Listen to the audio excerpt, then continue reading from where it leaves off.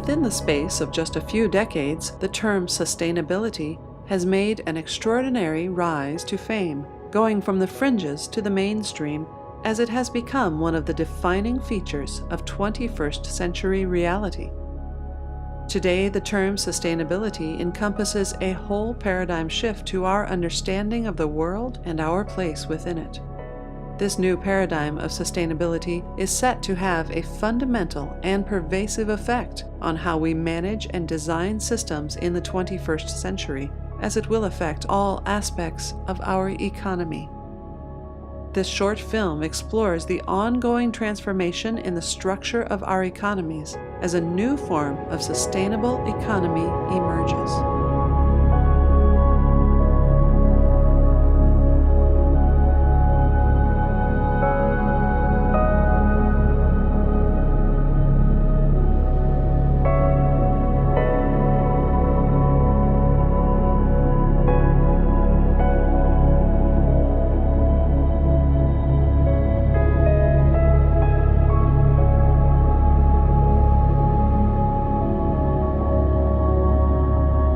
The environment represents the whole ecosystem that a society depends upon for various services, such as water, materials, food, and energy. When we refer to the environment, we are really talking about a combination of natural ecosystem and human economy, what is called a socio-ecological system. The nature of socio-ecological systems has changed fundamentally over the course of human history, as we have developed new technologies, institutions, and tapped into new energy sources. The development of the practice of agriculture some 8,000 years ago represented the first fundamental change in this dynamic, as we created systematic processes for harnessing natural resources based around the technology of farming.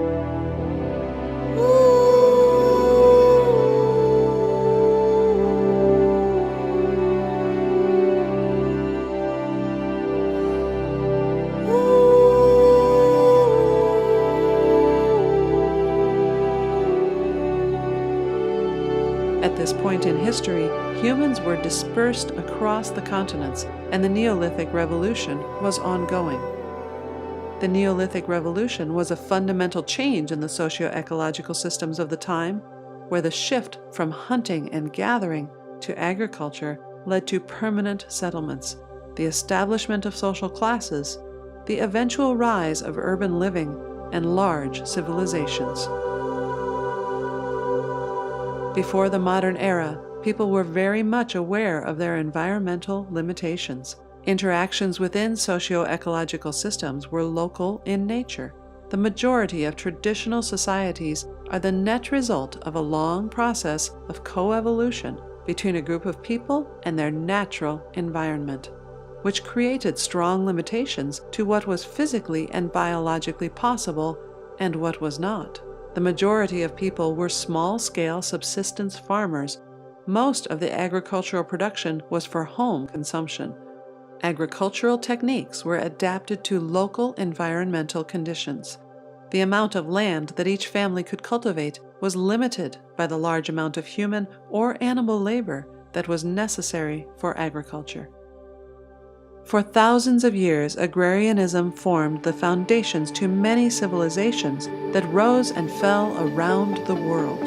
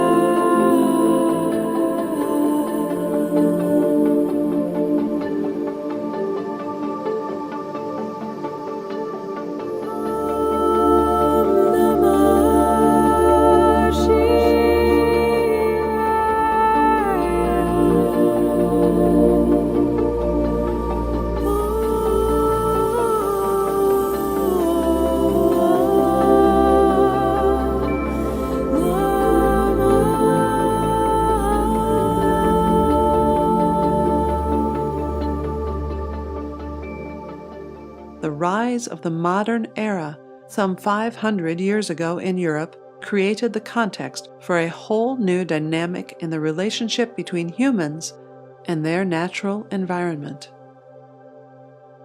With a shift from a dominant pre-modern religious vision of the world to a modern scientific view came a whole new way of seeing the natural environment.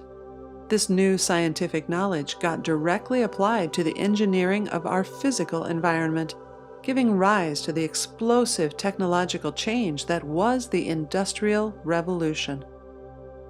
The Industrial Revolution that started in the late 1700s represented a radical dislocation between society and the ecosystem. Agriculture changed in Europe when the Industrial Revolution made it possible to use machines instead of human and animal labor for work such as plowing fields and harvesting crops. Starting with mechanization, the chain of effects can be traced through as machines gave farmers the ability to cultivate larger areas of land. Farm sizes and worker productivity increased dramatically as mechanized agriculture is more efficient on a larger scale. The mass of society moved from working the land into the newly industrializing urban centers, where large markets for goods and labor came, the new organizational structure prevailing over their daily subsistence, and a new way of life that was divorced from local ecosystems emerged. A major part of this changing dynamic was the harnessing of new energy sources that were greatly more powerful than anything humans had used to fuel their economies before. The large-scale combustion to the energy sources of coal, oil, and gas enabled the transition to new mass manufacturing processes as they shifted from manual to mechanical. These initial changes in technology, economy, society, and ecology set in motion a series of changes, such as increasing economies of scale, commodification, and urbanization that through interconnected feedback loops continues to this day in many countries around the world.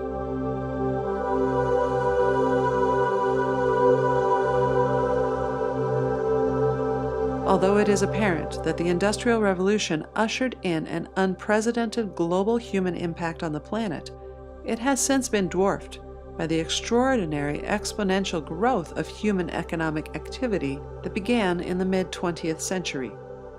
Many of the processes of change that began with the Industrial Revolution reached a takeoff point in the mid to late 20th century, as almost all indicators for economy and ecosystem started changing at an exponential rate, from population growth to loss of species to energy consumption.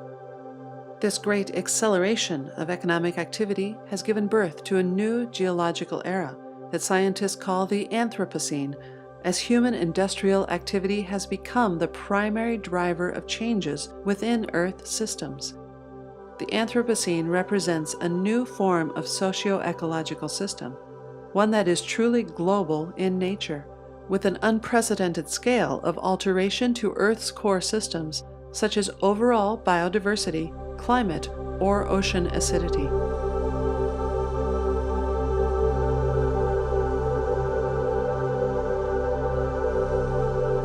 After 1950, changes in major Earth systems became directly linked to changes largely related to the global economic system. This is a new phenomenon, a truly profound transformation in our socio-ecological systems, one that we are far from understanding the consequences of. Within the course of just a few decades, we have transitioned from being a small world on a big planet to being a big world on a small planet, an extraordinary transformation. A switch from making limited ad hoc interventions into ecosystems to becoming the primary drivers of change within the biophysical processes of the entire planet. These changes and their potential consequences are being made most explicit to us through the changes in climate that we are currently witnessing. Through human industrial interventions, the feedback mechanisms that stabilize and regulate Earth's systems have been significantly degraded, both within local ecosystems and increasingly on the global level. The breaking of these stabilizing negative feedback loops increases destabilizing positive feedback, that makes the system more unstable and thus generates more extreme events, what scientists call global weirding. We have benefited for over 10,000 years, since the beginning of the Holocene, from Earth regulating itself to create an environment conducive for human economic activity. The Anthropocene is a recognition that this stable geological era has ended, that because of human intervention in the biosphere, it can no longer stabilize itself within the same equilibrium that has benefited societies in the past, that the global economy is now the primary driver of change within ecosystems.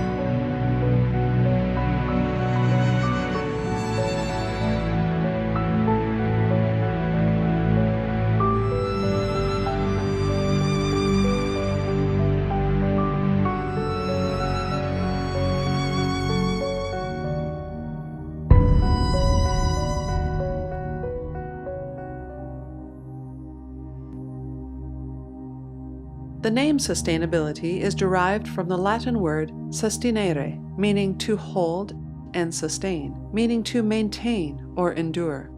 Sustainability then defines the ability of a system or process to endure over a period of time.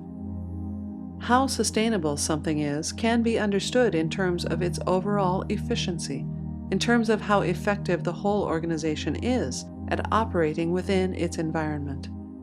When a system becomes inefficient at operating within its environment, it consumes more of the available resources and produces more entropy or waste, rendering it unsustainable.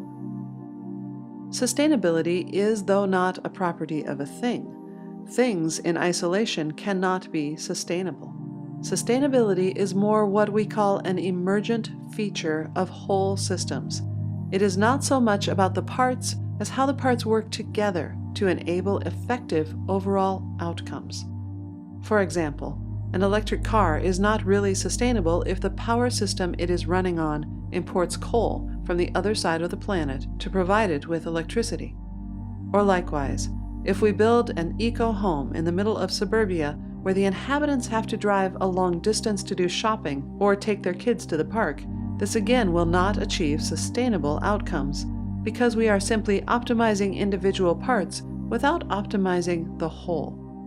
It is precisely because sustainability is about a relationship between a whole system and its environment that it cannot be achieved through optimizing individual parts, but instead requires us to look at how whole systems work, how all the parts are interrelated to enable the emergence of an efficient overall system, and thus sustainable results. This is, to a large extent, why sustainability presents such an intractable challenge to our existing institutional framework. Traditionally, we take a very analytical approach to management. We break systems down into their parts, analyze the parts, and try to optimize them, thinking that if all the parts are working, then the whole will be working.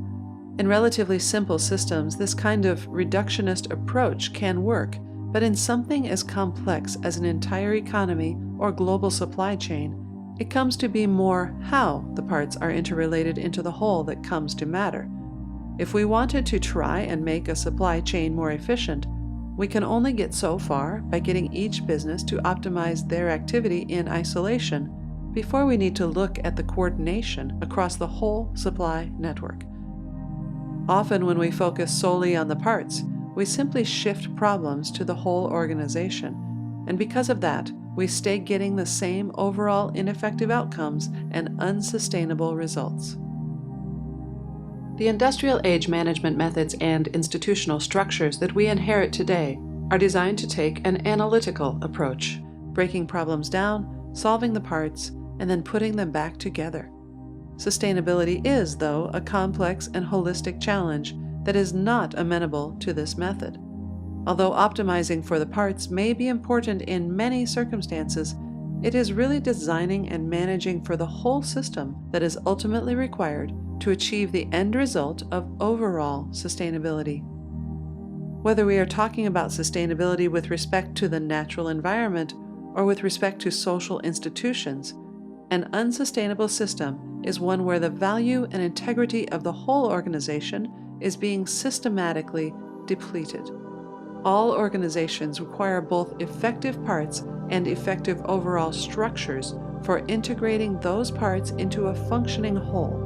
When the integrity of the whole becomes reduced, then the system becomes unsustainable.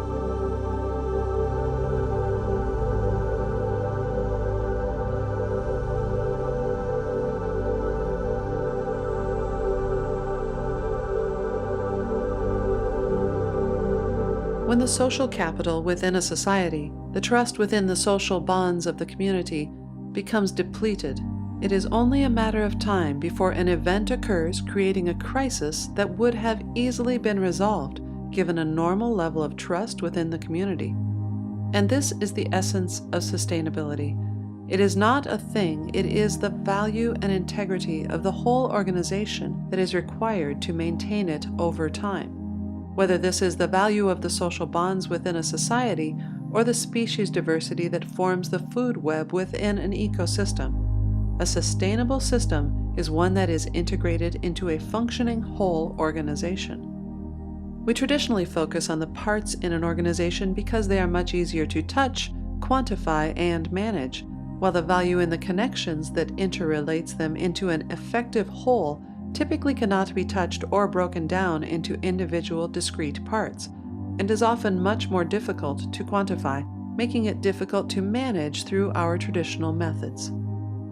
This value of the whole is nonlinear, meaning it is distributed out across the whole organization.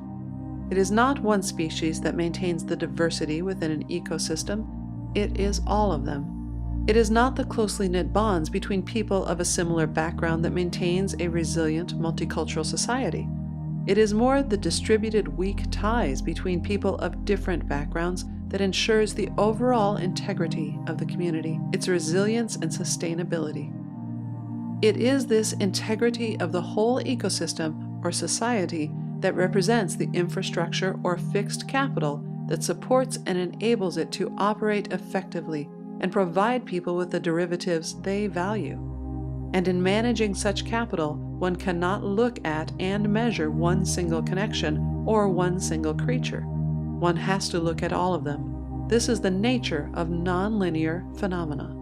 It is because these resources within an ecosystem, economy, society, or culture that ensure the functioning of the whole and its sustainability are distributed that traditional centralized management methods are ineffective. Whenever we manage for the parts without managing for the whole, we eventually deplete the integrity that supports the whole and end up with unsustainable outcomes. At the beginning of the modern era, we inherited a natural environment and a set of social and cultural institutions that evolved over millennia without our full understanding or appreciation of them. With the accelerated growth during the 20th century, we came to affect the structure and makeup of these whole systems that were providing the natural and social capital supporting our modern economy, so much so that today they are no longer self-managing. The requirement today is in understanding these macro structures, how they work, their value, and developing organizational structures that can appropriately manage them. Sustainable development is a form of development where we manage both on the level of the individual technologies and organizations, but also on the level of the system as a whole. This is why achieving a sustainable form of global economy will take us into a new world of complexity, because we have to look at, account for, and manage whole interconnected socio-ecological systems in order to achieve overall sustainable outcomes. What gets measured gets managed, and managing for the whole means accounting for the whole, what is called full cost accounting.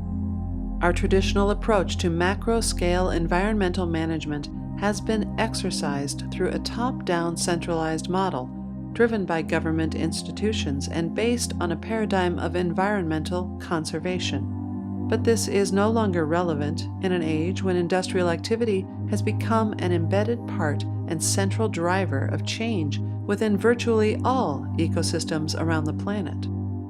Ecosystems management can no longer be an ad hoc solution patched into the side of the economy. This new context requires that it become a central part of what the economy is and does, and this requires accounting for and incorporating both social and natural capital in market structures. Economies function as distributed management systems. Through the negative feedback loops of the market, they manage whatever it is that people value, can quantify, and exchange. Until very recently, we have only really valued the derivatives of ecosystems, the water, food, minerals, etc., in terms of their utility to which we could ascribe a financial value. Through industrialization, industrial and financial capital has grown, and ecosystems have become degraded. Today, the limits and scarcity are not in lack of human-engineered systems, but in natural capital. In the industrial age, we had a scarcity of people and capital, but an abundance of natural capital. Today, we have an abundance of people and goods, but scarcity of natural capital. So it is now not industry and people that need to be economized, but natural capital that we need to be using more efficiently and creating an economy to do that. Completing the process of industrialization means people's value change subtly but importantly. At this stage in economic development, the scarcity is no longer in the derivatives of ecosystems, but instead the functional integrity of those ecosystems. This integrity of the ecosystem can't be fully measured in terms of monetary utility. Rather, it requires a different kind of capital called natural capital. Using economic and business models to manage ecosystems means firstly understanding those ecosystems and the value of their integrity, and then developing accounting and exchange mechanisms based around this. Ultimately, this means building a new dimension to the economy, a new value system for the quantifying, exchanging, and accounting for natural capital. This process of incorporating the inherent value of ecosystems into economic metrics has already begun and will likely intensify in the coming decades. Since economies are always about people and what they value, as the context changes, as those values change, And as the nature of the resource that needs to be economized changes, so does the economy adapt. But this adaptation won't simply fit into our current economic model. It will require that industrial age economic structures evolve into a more complex, multidimensional form.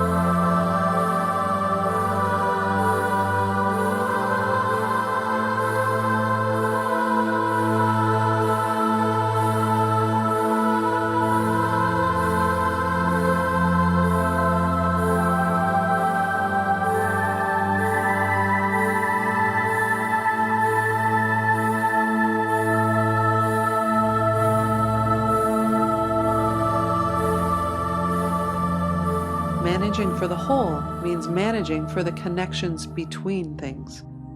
A central part of the rise of environmental awareness over the past few decades has been a growing recognition of the linear model to our existing economy. Indeed, today this linear model is probably the most often identified and criticized structural feature to our existing industrial economy, driving unsustainable results. This linear economic model is captured in the popular description of the economy as a process of take, make, and dispose. But as the economy has grown and reached planetary limits, inputs are appearing more limited, and outputs have become increasingly detrimental to ecosystems. As limits are increasingly met, the emphasis is shifting from gross throughput of material and energy to the internal organization through which those resources are utilized. This new form of economy is called the circular economy, built on the idea of feedback loops that things don't just disappear. Materials and energy go on existing after we use them, and this can be a massive source of value. The circular approach is a concept that has risen to prominence and takes its central insights from living systems.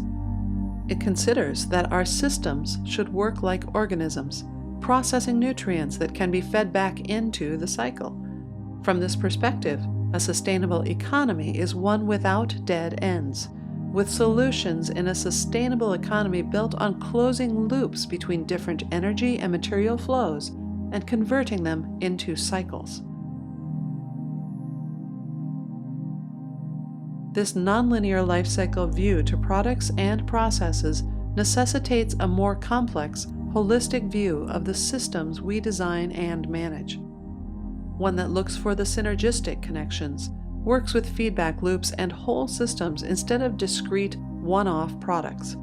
Developing a truly circular economy requires diversity and the interconnecting of different systems. Systems and processes that are all the same consume the same resources and produce the same outputs, without the capacity to cycle them between the different elements. It is only by connecting different systems in the right way that we can harness their differences to create synergies between them. Diversity has to be built into the structure of the economy, with different processes and systems coexisting and thriving off of each other's differences. A sustainable economy is one that does not just manage for things, but for how those things are interconnected and interrelated to form synergies that enable the continuous cycling of resources.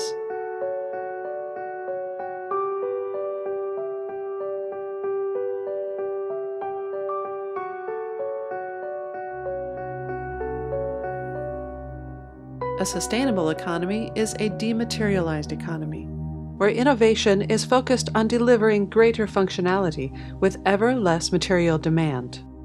One that can deliver more services with less stuff. One of the most environmentally destructive elements to the linear economic model has been its incentive structure that drives businesses to overproduce and people to overconsume in what has come to be called the consumer society.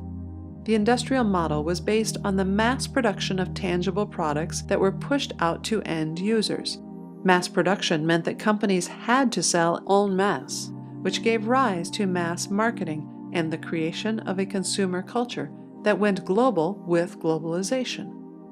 In this product-based transactional paradigm, there was a strong divide between the producer and consumer around the point of transactions due to the fact that both customer and producer had different incentives and motives that ran largely contrary to each other. Over the past couple of decades, with the rise of information technology, has come a new model to value delivery called the services economy. A services economy is one where the focus is on the service delivered, the actual outcomes of a process.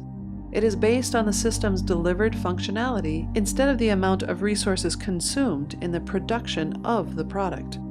By shifting the producer's revenue stream away from the production of products and focusing it on the delivery of functionality, servicization is a powerful approach for breaking the core dynamic driving the consumerist economic model. With servicization, ownership of the product stays with the producer, and its maintenance likewise remains their responsibility. In such a way, they are incentivized to produce less while delivering more functionality. The end result is an alignment of the interests of the end user with producer and sustainable outcomes for the overall system. Services are really about access. The idea that people want access to services instead of simply the ownership of products. This is why the services economy goes hand in hand with networked information technology. Information technology and online platforms enable us to easily and cheaply coordinate the exchange and temporary usage of resources, thus working to make access easier and cheaper than ownership. In this way, extra capacity can be created through more effective organization instead of actually producing more products. A sustainable economy would be one that is able to focus its innovation and resources not on producing more products, but on delivering greater functionality through the intelligent coordination of existing resources.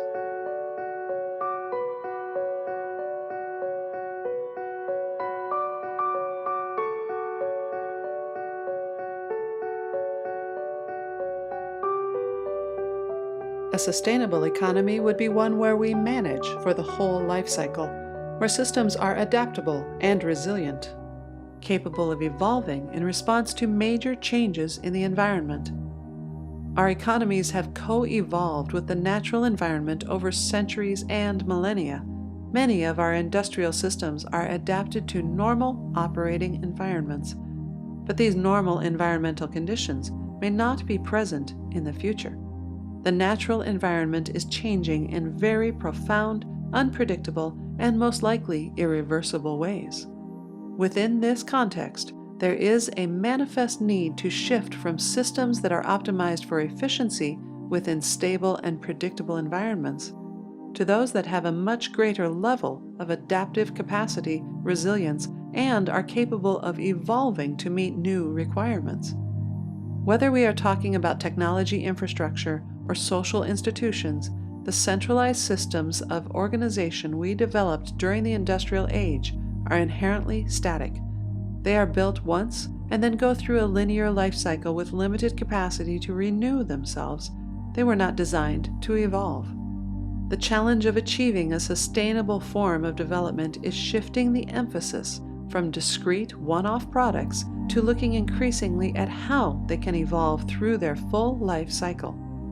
This is a fundamental switch in paradigm from designing systems that are inherently degenerative over time to systems that are inherently regenerative. A central challenge that sustainability presents today is in developing organizations and technology infrastructure that have built-in mechanisms to enable the evolution of their overall structure. Sustainable organizations are organizations that can evolve over time. They do not just develop on the micro level of the parts changing, but they are also able to successfully navigate change on the macro level, allowing for the whole system to change.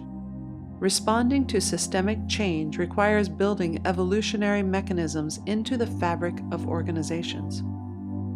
Unlike our traditional centralized mechanisms for regulation that can respond effectively to relatively small-scale changes, evolution is the only way for a whole system to respond to a macro-level change. Evolution is a distributed process. No one is in control or can be in control. It is a process whereby many diverse possible solutions have to be tried before the best solutions can be identified. It is a process that involves both diversity but also interaction between the system and its environment in order to identify the best options. Much of our systems of organization are built on a linear model where we try to externalize any form of nonlinearity as it is inherently uncontrollable. In the process, diversity is dumbed down and pushed outside of the organization. The end result is a short-term efficient system, but one that no longer has the diversity and mechanisms for generating overall transformation, thus resulting in a linear life cycle and unsustainable solutions. Developing solutions that can endure over several life cycles means recognizing the need for this evolutionary process and the need for the diversity that fuels it.